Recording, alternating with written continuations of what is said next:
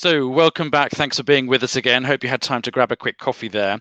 Thanks so much for all your interaction this morning. We really appreciate it. And we are very well aware that there were quite a few excellent questions that came through during our last session there, which we will get to in the course of the morning. So please don't think your questions have been ignored. We absolutely will get to them. And please keep them coming. And if they occur to you during a presentation, pop them in the chat box. We are monitoring those, and we are getting through as many as we can. So we'll now move to our next presentation, after which we'll, as I say, address all your questions. Once again, write those in the chat box and we'll respond. The next presentation is called Call Objectives, Provisions, and How to Apply.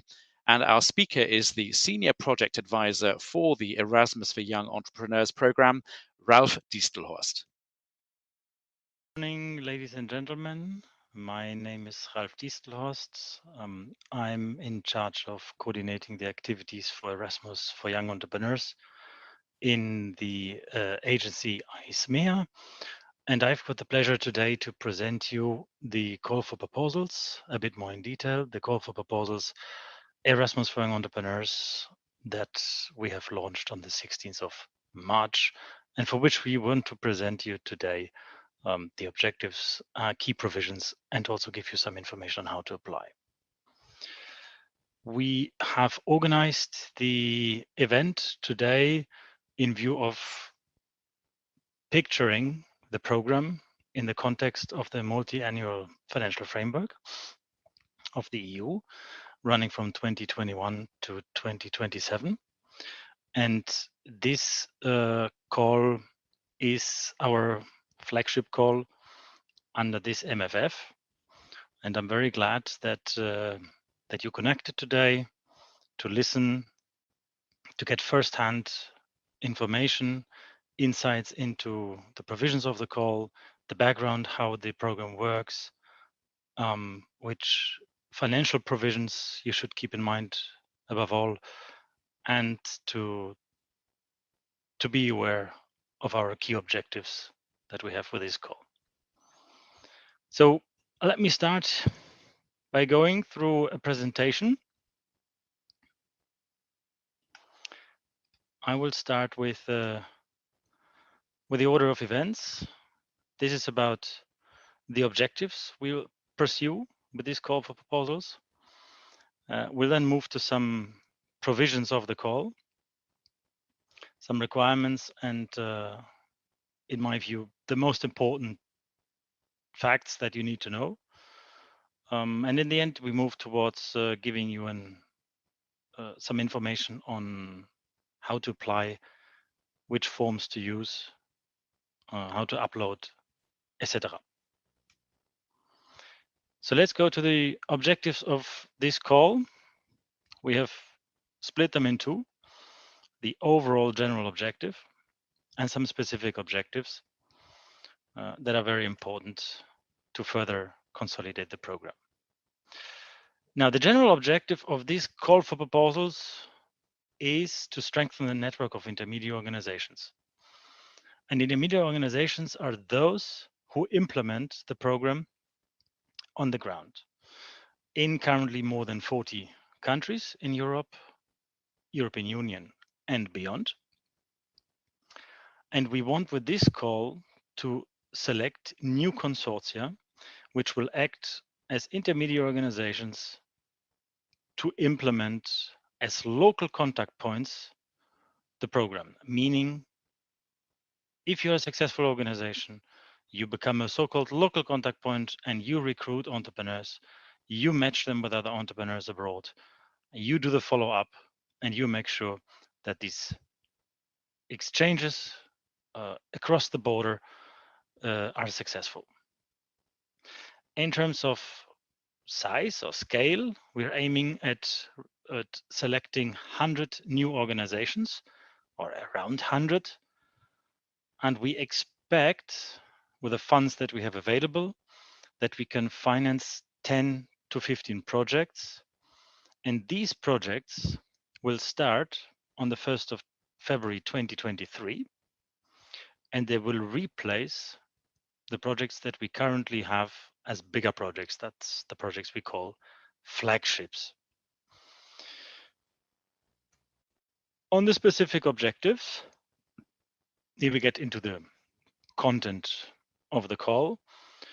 It's very important for us that Erasmus for Young Entrepreneurs continues to work the way it works. That's why we need to reinforce the network and to kind of keep it stable, but also have new entrants on board to allow all entrepreneurs in Europe to benefit from a stable network of intermediate organizations that should contribute to the EU's triple transition challenge, meaning making the EU's economy more resilient, offering sustainable and digital business models, and also paying attention that a certain gender balance is represented, and we also look at having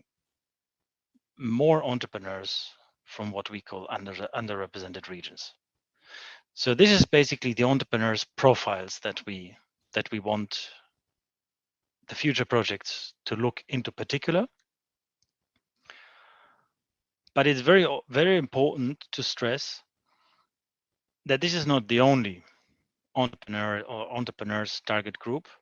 The program remains open to entrepreneurs from all economic sectors. So any entrepreneur that has a convincing business idea, a business plan, and is ready to embark on a journey for up to 6 months abroad with an experienced entrepreneur is welcome to our program. What we also would like to achieve is to increase the number of exchanges. We have currently about between 1,000 and 1,500 exchanges per year. And we hope that with an increase of the budget that we have proposed for this call, it is 40 million euros, we can achieve higher numbers and to some extent also economies of scales. When I talk about economies of scales, I'll kind of inclined to talk about the type of projects, because with the bigger projects, economies of scales will be expected, but we come to that in a little bit in a later slide. What is also very important for us, and here's a big change to the past of Erasmus for Young Entrepreneurs projects, is that we can offer successful applicants long-term partnerships. Long-term partnerships mean that we commit, so the EU level and above all the ISMEA agency as a contracting authority, that we commit to monitoring and to supporting you in your endeavors for the next 4 years to implement Erasmus for Young Entrepreneurs on the ground. This is what we call long-term partnerships. On the other hand, we expect, of course, from your side, a full commitment to really helping making Europe more entrepreneurial. That is why we have, for the first time, projects that will last for 4 years.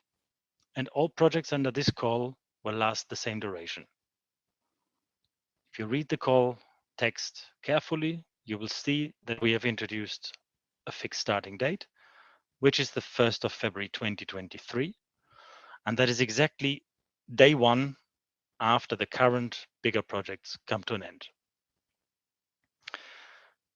What we suggest and what we would wish for is that applicants apply rather for a large project than a small one. And we come to that in a second.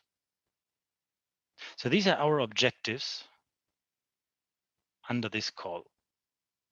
There are specific objectives, further specific objectives that you find in the call text in terms of numbers, what to achieve by January 2027 when the projects come to an end. But let's not go into that.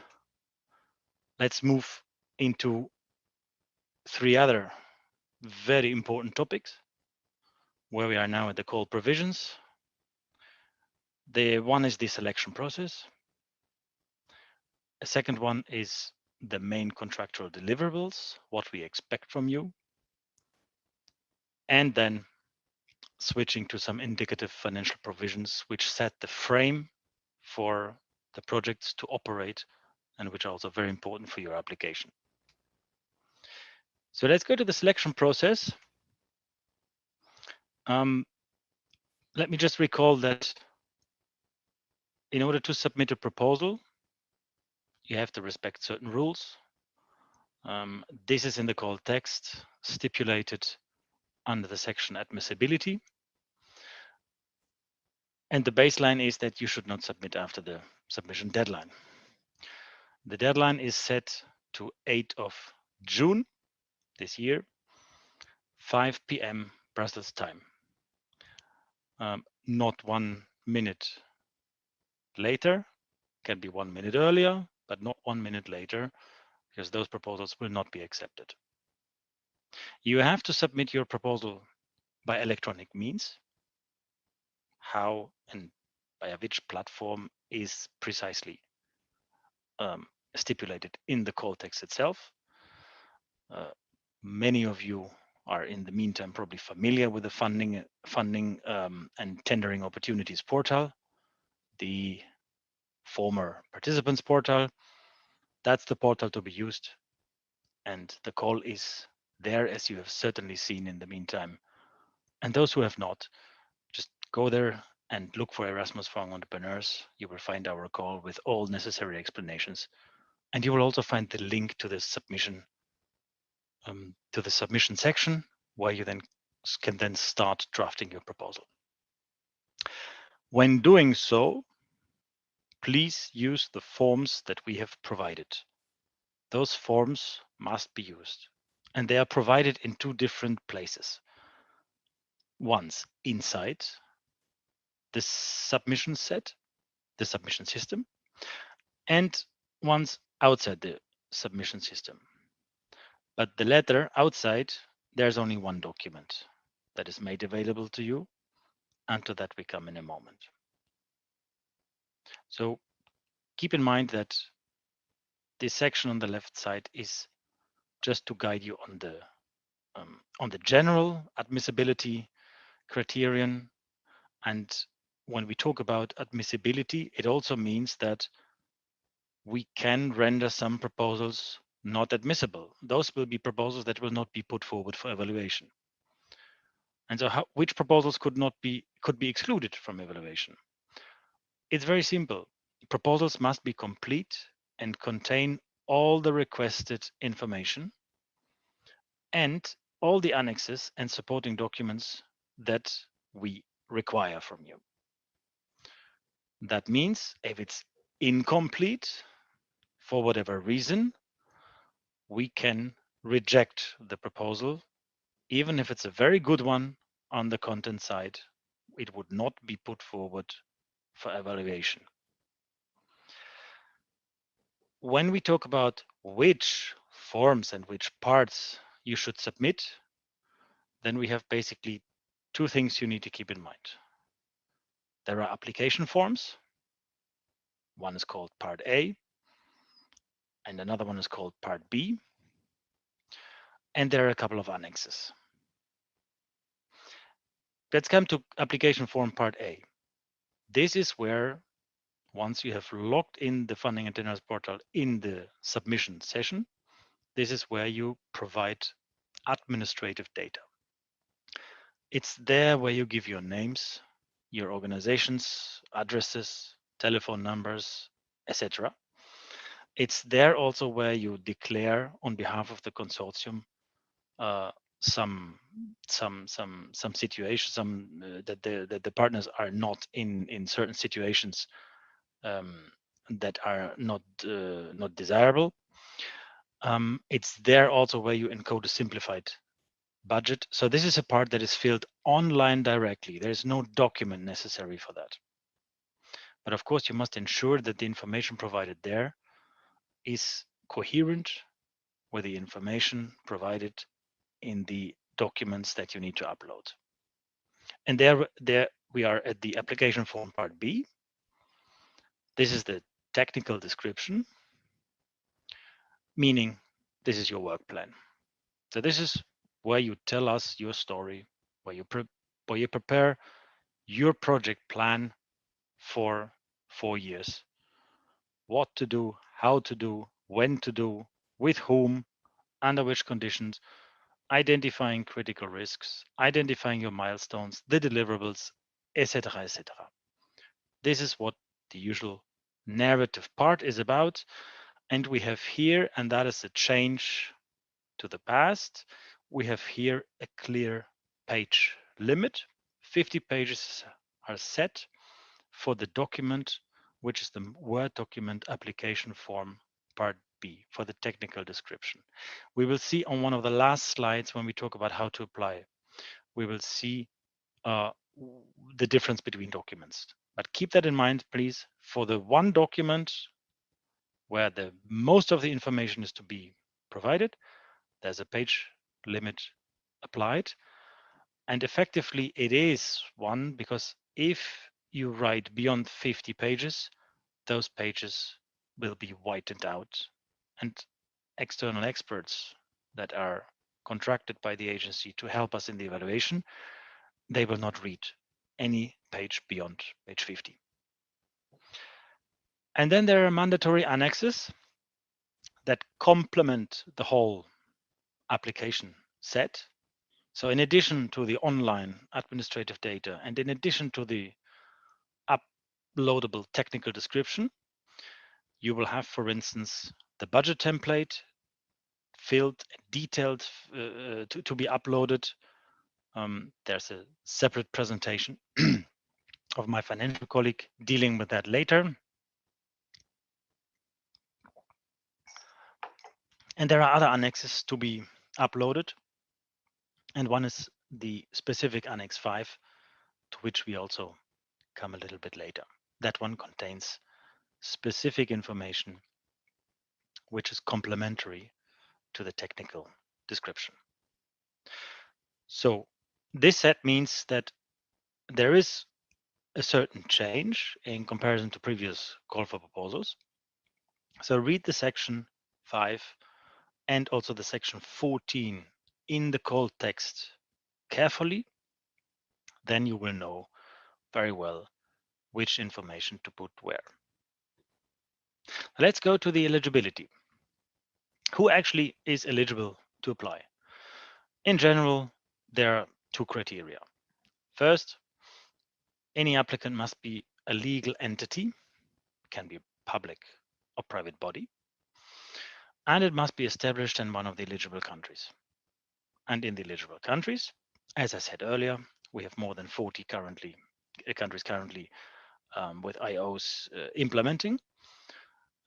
It's either a European Union member state or a non-EU country, for which we have in the call a list of those that have declared an interest. And the non-EU countries, the most important criterion that you need to know is that at the time of application, there should have been some negotiations started with the European Commission for an association agreement, to conclude an association agreement with the European Commission to participation in the single market program. This is not yet the case for all so-called third countries or non-EU countries. Some have started, some have not. But what is very important criterion is also that if you're from a country that has currently started or not yet started to negotiate with the European Commission, it is paramount that at the moment when the grant should be signed, the country has signed an association agreement for the participation in the single market program. If it's not the case, this partner will have to be rejected and cannot be part of the consortia funded under this call, at least. It can be for the future, but it will not be funded under this call. As I said earlier, there's a link in the call document which clearly lists the countries that are eligible and the state of progression of negotiations. In our call, we have also provided a non-exhaustive list of the type of organizations that we aim to select under this call. It is, to give you an example, we have a wide variety of organizations. The variety ranges in Erasmus for Entrepreneurs from chambers of commerce to business parks to incubators, but also certain university departments that are specialized on entrepreneurship education, and can prove that they have a good reach out to young or new or host entrepreneurs, a priori are eligible. So read that part in the call as well. It gives you a flavor of which type of organizations you will usually have to cooperate with in Erasmus for Entrepreneurs. Because in the end, that is also something that is inherent in the program. If we select you, you will be part of an international consortium, and you will have to cooperate with a whole network of about 180, 190, maybe 200 organizations across the continent. Let's move then to an exclusion criterion. Every call excludes some participants if they don't fulfill special conditions. This is something that the coordinator has to confirm on behalf of the whole consortium when submitting the application. So you have to confirm that none of the partners is in any of the situations that are specified in the section 7 of the call, and this is about the financial and operational capacity. But above all, I'm talking now about the section on the exclusion. And participants applying could be excluded on the basis of bankruptcy, guilt of grave professional misconduct, whether they have committed fraud, corruption, etc. If you want to read more details, they're available in the EU Financial Regulation from 2018, Articles 136 and 141. The link to this one is obviously also included in our call for proposals text. When we talk about the selection, we have two things in mind. We have the financial capacity and we have the operational capacity. Let's look first at the operational capacity. The operational capacity is assessed at the stage of the evaluation. We look into the know-how and the qualifications and to the resources of applicants. And we look into each applicant, not the consortium as a whole necessarily, but each applicant. And this is linked to the quality award criterion, which you will see in a second, which you will find also in section 9, including all the detailed questions that are embedded there. What we look in particular at is the competence and the experience of the applicants and the project teams. I'd like to remind you that we are not asking for CVs of the staff that you put forward in your proposal.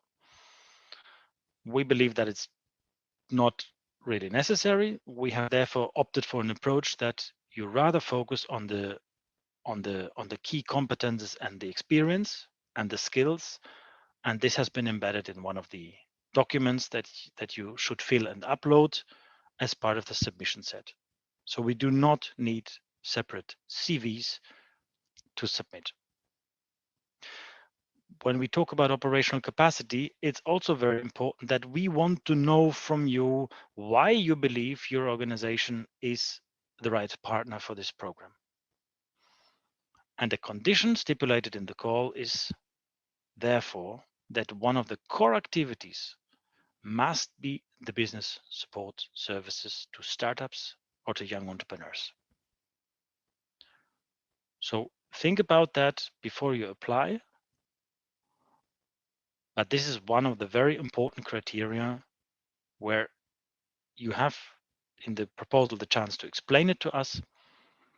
If you miss out on that, it can result in a lower score, because we might not be fully convinced that the core activities of your organization are indeed in line with what we want to achieve under this call for proposals.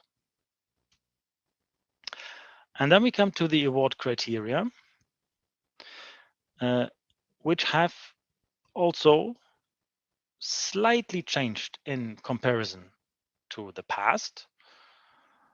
Overall, we are still with the criterion on the relevance, the quality, and the impact. What you do not see here anymore, for instance, is a specific budget or cost effectiveness criterion. It is part of the impact criterion, and what has gained in terms of importance, you can see it in the scores, is clearly the quality criterion, which is split in two. One is the project design and the implementation, and the other one is the project team and the cooperation arrangements. Every proposal can get up to 100 points, and we expect for any to be funded by the EU's budget a minimum of 70 points. So be aware that the minimum score is 70% for all criterion, so the overall pass mark. But you must also, in each of the 4 criteria, you must also reach 50%. So if in one of them you fail to reach 50, you have failed. If all of them are above 50 and you're below 70 in total, if you make the math, you see it's possible, then you're also not entitled to receive funding. So 70 is the minimum, and in each of the criterion, 50%. Go to the text of the call and please read very carefully the award criteria, because there you will see, and that is a bit of a change also compared to other call for proposals that were published under the single market program under the SME pillar already. Our call has capitalized actually on very specific criteria that were used in the past, and they were enriched by others, by new aspects, so that we have now, I believe, a very detailed and robust set of award criteria that we can use in the evaluation, and that can be very useful to look at each proposal. Let's get to wrap it up. The successive stages of the selection process are the ones that we have just had on the screen. From the check of admissibility, which was the date, the time, the completeness, and the electronic means of submission, to go via the eligibility check and the exclusion. We'll look at the selection, and finally award criteria, and that leads us to the outcome at the end of the call. When we look at the eligibility, we have here a number of points, a number of aspects that I think is worth highlighting. The first one is the consortium composition. The specific section dealing with that under the eligibility section 6 in the call is to be taken literally. We expect that each consortium has a minimum number of partners, but also a maximum number of partners. There's also a maximum as to how many partners can be from the same country, etc., etc. And we have also clearly stipulated that half of the consortium, for instance, must have at least 5 years of experience in implementing Erasmus for young entrepreneurs as a local contact point. That means that there is space for new entrants to join consortia. There is space for new ones to form completely new consortia. There's also space for very experienced consortia to continue, possibly from next year, February onwards. So read this very carefully and keep in mind that in order to fulfill the objective under the call, which was also to attract entrepreneurs from countries that are currently underrepresented, or let me say, countries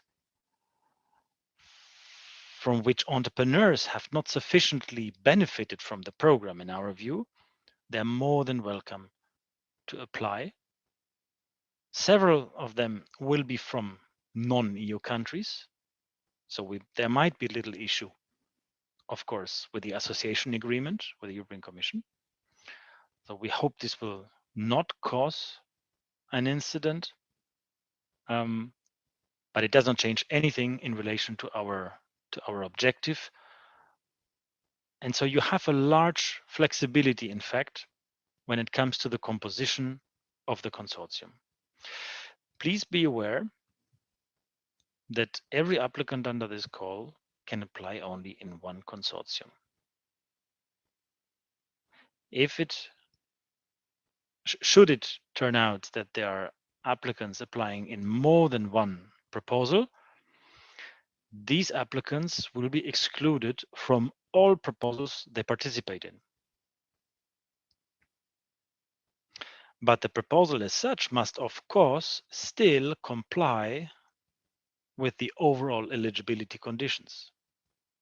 That means that if you have an organization that applies in proposal A and B, and it's regarded an eligible organization in proposal A and B, but the proposal A has maybe 8 or 9 applicants and fully respects still the eligibility conditions, but the proposal B not anymore, and the proposal B is rendered entirely ineligible because of this one applicant who applied in another proposal, that is the rule that we apply. We are very sorry then for that very proposal that would have maybe been of great quality and with very committed partner, but it will be entirely rendered ineligible because of that applicant. Please make sure when you send your proposal that this case does not happen, or minimize the risk to a maximum, because you are penalized. You're the one who are putting a lot of efforts in writing a proposal and telling us your story. You are penalized for such behavior. We truly hope it won't happen, but we have seen it happening in the past, so be aware. When we look at the end of the process, coming back to the award criteria, and once the evaluation is done, be aware that we will use only one ranking. And why I'm saying that? Because I mentioned earlier that there will be large projects, that there are large projects and small projects offered. And while we encourage, in particular, applications for large projects, which means also the bigger grants, in the end, this does not have an influence on the basic ranking. If the evaluation finds that some small projects are of better quality than bigger ones, then they will be ranked higher on the same list. So let's go to the contractual deliverables. Deliverables in that sense is not entirely not the entirely legal term, but we keep it here because we want to highlight what we expect from you in terms of participation and formal documents to send to the agency. So let's go first to the essential meetings to be attended. All of you who know Erasmus for Young Entrepreneurs and have read a little bit about it, you are aware that this is a network of intermediate organizations. And our objective in the program has been from day one to bring people together and to exchange good practices, to learn from each other, to help each other, to exchange profiles of suitable entrepreneurs, etc. And for that, we need to network. Because only via this networking, you get to know each other, you build up partners across the border, you facilitate access to your entrepreneurs in countries in Europe, etc. So therefore, we are organizing a number of network meetings, either in Brussels or in other parts of Europe. And the first one would start either in February or March next year. So right after the project starting date, you would be invited to come and join the first network meeting under this call. We also organize specific trainings for newcomers. As I said earlier, we accept not only fresh entrants, so new organizations, but of course we accept new staff, new personnel on board of existing IOs, of existing local contact points.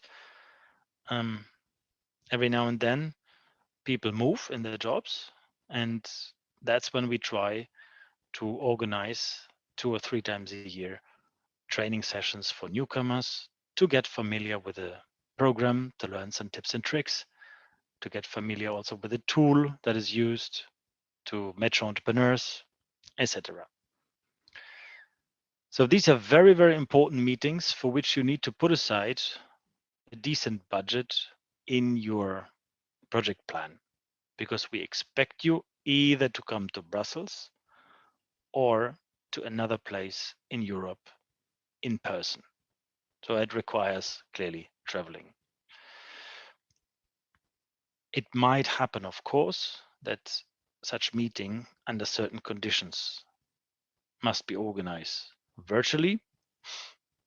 That can happen, and it did happen in the past under the pandemic. But the plan, of course, is to go ahead in the future as well with physical meetings. This is also true for the next one that I quote here, which is the midterm review meeting. Why do we organize midterm review meeting and under which conditions? It's simply for you and for us an opportunity not only to get to know each other better, but also to look at the project progress. And in fact, we do that usually when we are halfway through the project. It can, however, happen at any stage, at any date. It can also happen that the agency invites you to a project, to a midterm review meeting or to a review meeting when we observe that after a couple of months, after a year, the project has not kicked off well at all. And that is on our side then a way to pull the brake at a rather early stage, but not with a view to end the project. It's all the contrary. What we want to achieve usually with these meetings is to give you the tailored support you need actually in order to take off from the runway where you might be stuck.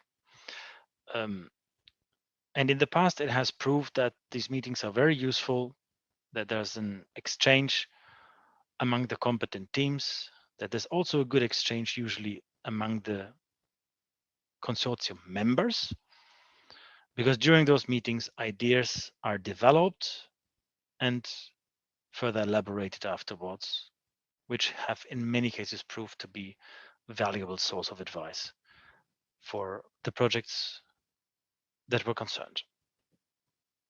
As I said earlier, exceptions may apply in certain times, but for the meetings pictured here, usually we expect them to take place physically. Reports and others. This is very briefly just to show you that when we talk about reports, there are different reports to be sent. We have 2 progress reports that are to be sent to us after months 12 and 37. And we have reports that are linked to payments. The first one is an interim report when we are halfway through the project. This includes financial statements where every partner needs to say how much costs have incurred, and those are the costs that we reimburse up to a certain limit. And then there is a final technical implementation report that is also to be submitted together with financial statements. And based on that, we do the final payment. So the payments that you receive, in fact, are the pre-financing, the interim payment, and the final payment after the end of the project.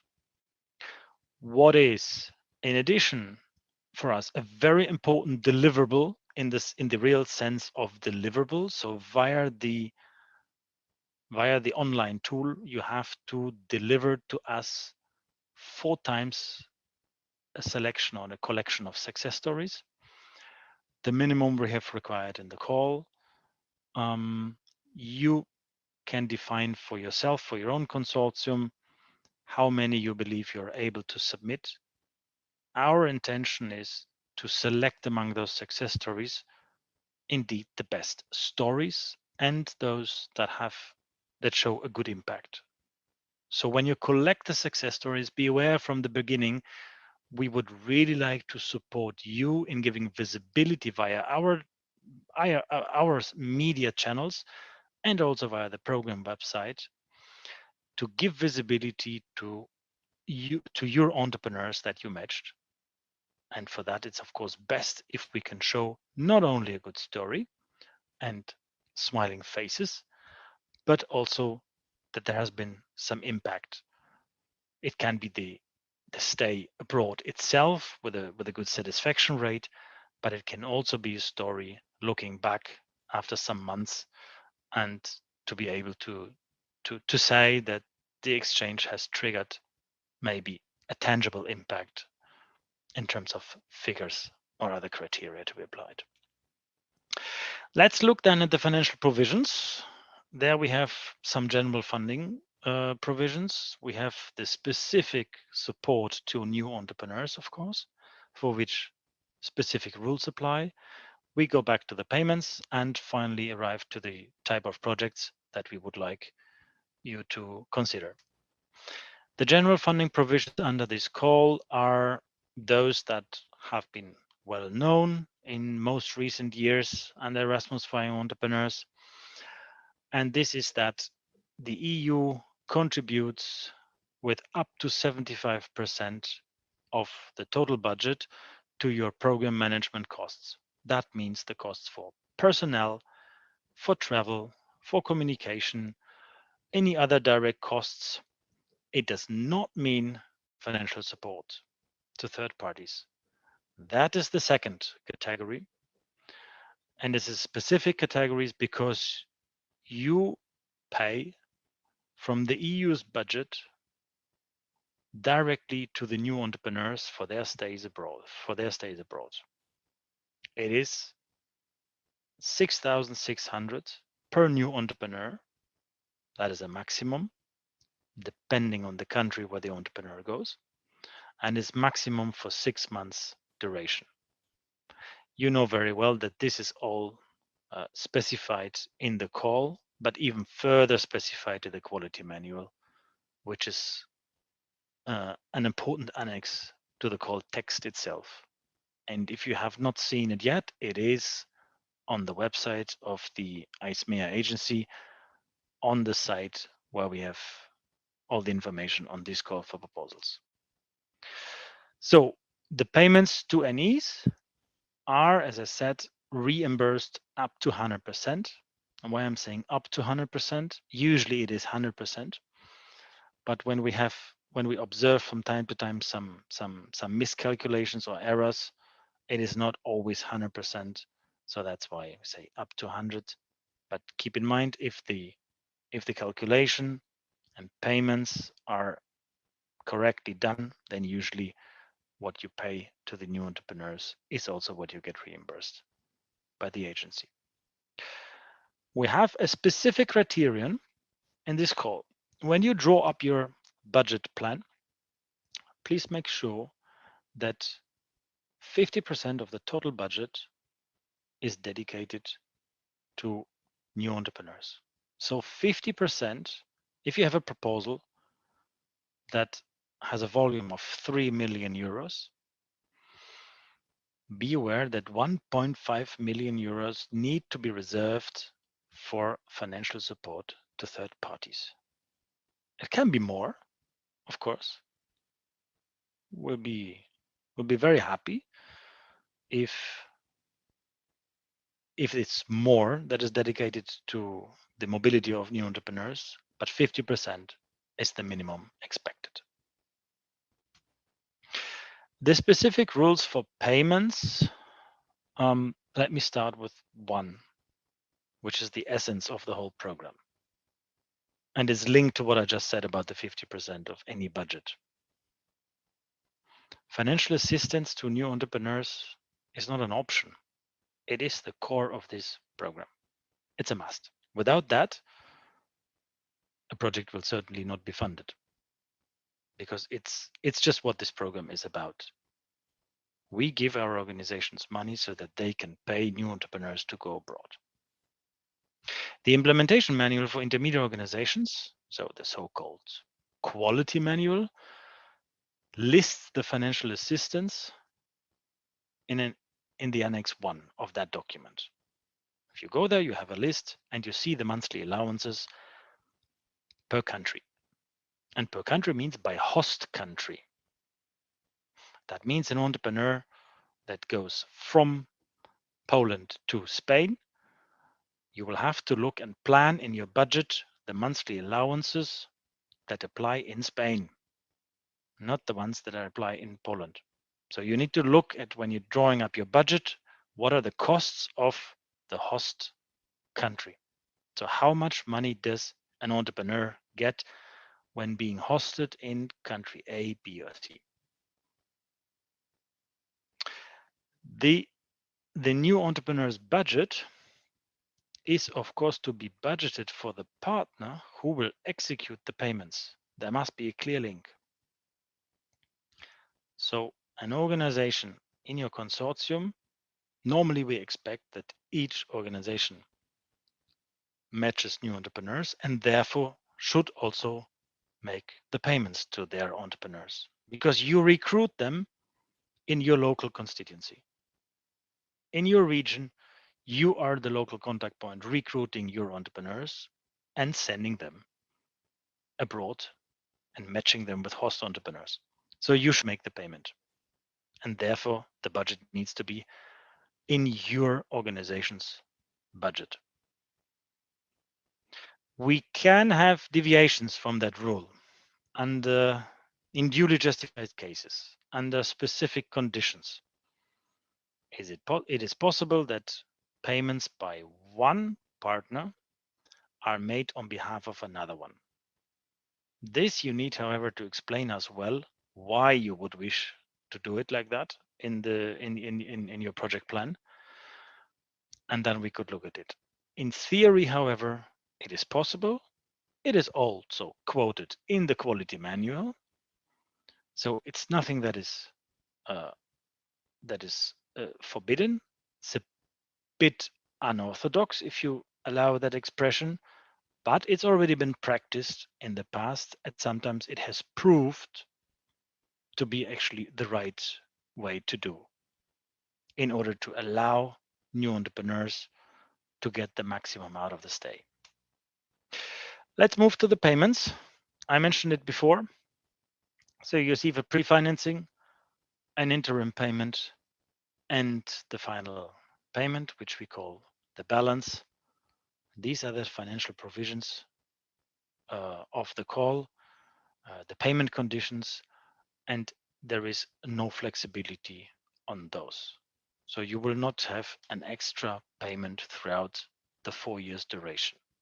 With this mode, based on your work plan, you can calculate how it would look like, how much budget you would get in the beginning, let's say the cash flow without having had any expenses, then after 24 months, the interim payment, or let's say after the favorable assessment of your interim report, that would be effectively, I guess, in months number 28, 29, the interim payment with an additional up to 40% and the rest at the very end of the project. So towards the very end of the project, or maybe in the final year, you might be in a situation that you need to step in a little bit more with your own resources to kind of make the grant work, and the reimbursement of the balance comes after the approval of the final report. Here we are at the type of projects, and I think this is very important that you are aware. I think we have clearly pictured it in our call that we want big projects to succeed our current flagships. And these are the type of this is the type of project that we call large. We offer you a grant of up to 4 million euro, which is the biggest ever in Erasmus for Young Entrepreneurs so far. But we expect, of course, for that grant also a certain minimum of relationships, meaning exchanges between entrepreneurs, to be achieved. So for large projects, this is 800 relationships, meaning an average of 200 per year if you consider the 4 years duration. We also give you the chance to apply simply for a little bit more modest project. Now, you might not consider 2 million very modest, but given the objectives of the call, this should be also a project that can be stemmed by successful and professional organizations.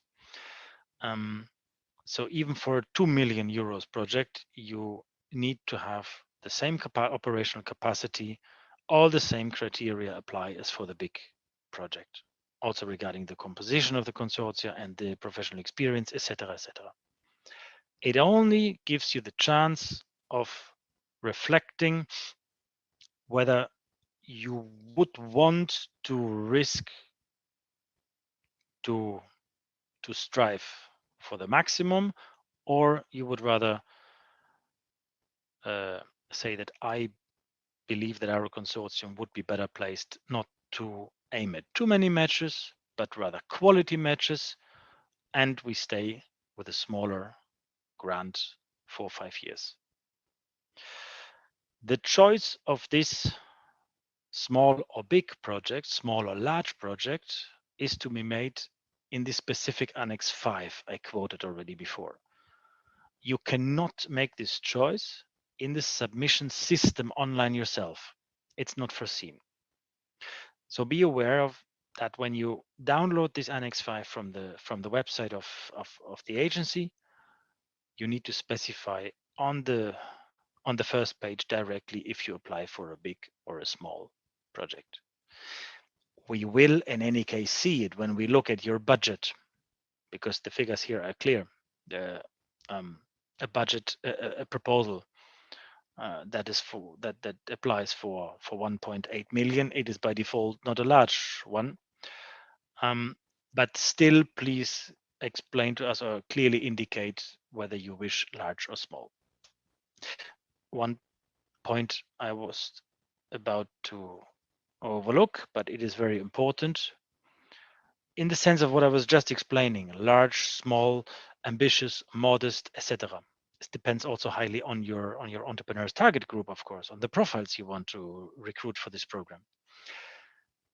Look at it, please, from a realistic project plan. How much will you really be able your organizations that you want to involve. How much will you be able to contribute to the whole Erasmus for Young Entrepreneurs program? Please, in that sense, draft a realistic and a convincing project plan that focuses on making the achievements, on actually achieving what you intend to achieve. So in your proposal, you set the targets yourself. The minimums are defined here, but please make sure that you look at it from how to achieve them.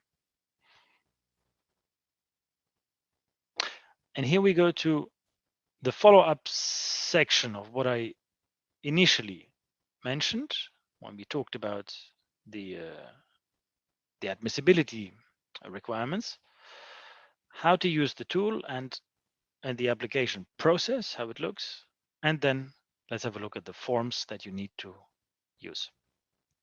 The application process itself is, for all those of you who have not started yet, you need to create a user account, an EU login user account. Without that, you will not be able, of course, to submit via the Funding and Tenders Opportunities portal. Please register your organization in the participants register. It is some clicks.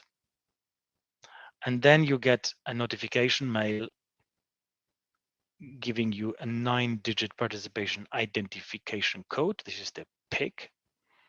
And that one allows you to draft the proposal and to submit it. When you submit the proposal, you do it, please, in 3 parts.